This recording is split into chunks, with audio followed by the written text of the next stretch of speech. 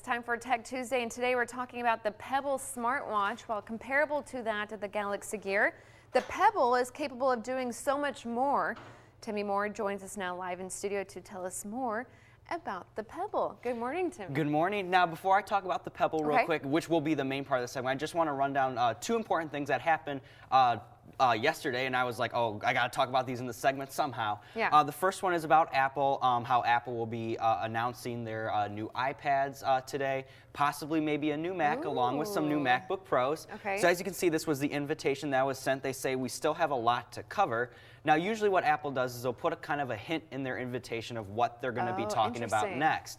And there's actually a rumor that they're going to kind of be redesigning their smart cover for the iPad by maybe adding a keyboard or something like that, which makes sense. We still have a lot to cover. So that's where kind of people were saying, are you little tease. A little tease there.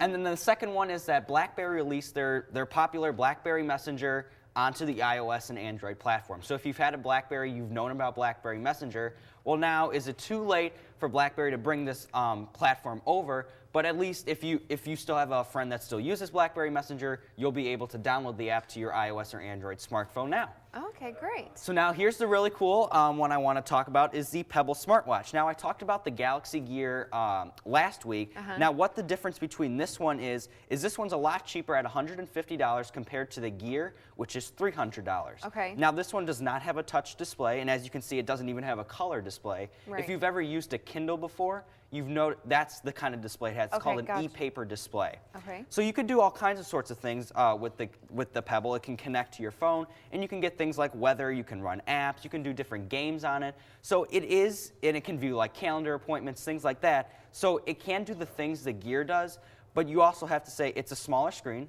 But one of the nice things is this band is actually replaceable, so you can actually customize it how you want. So you're not limited to, unlike the Gear here, which has attached. The Pebble does not actually have a camera like the Gear. So I mean, there's some comparisons between the two, but this one will be starting at $300. I think now this one looks a little bit nicer. It's a little bit more digital, like you said, touchscreen. But the battery life wears out probably a lot faster on that. Exactly. It's a good thing you mentioned that. The battery life on the Gear is about 1 day with heavy usage. Maybe you can squeeze 2 days out of it if you're lucky. The Pebble, on the other hand, will last about you a week. Okay. Because it does not have that touch display, because it's not always trying to find information, it just uses your phone for it. Okay. It doesn't need to keep constantly trying to receive data. So obviously the battery life is going to be much better. All right. Well, thank you so much, Timmy, for joining us and giving us that useful information.